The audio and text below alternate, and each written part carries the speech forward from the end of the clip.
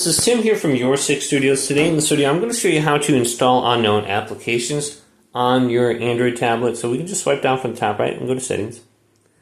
And this is going to be located under the Privacy and Security, or Security and Privacy.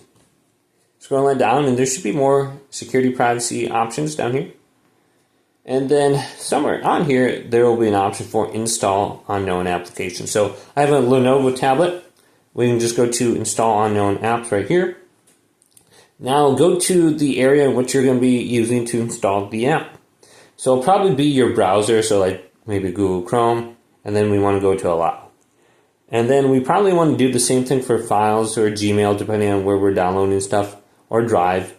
So we can just go to all these and just Allow too if we really are unsure. So it'll probably prompt you to come into here now and and allow it. So depending on what you're trying to download, so if you go to the top here and you go to like Fortnite or something like that, if you're trying to get the Epic Game Store, that will download as a APK. So we can go up here, and then you just have to open up the APK. So we can go to download right now, download, and then we should be able to get this. So I don't know if it's going to download or not, so we can just try it out. Download, looks like it's downloading, and we can open it up. So this should be down here now. Alright, where is it?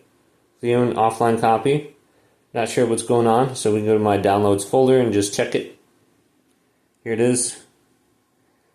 So once you download something, I don't know if this is working or not, but we can just go up to Files now. Files.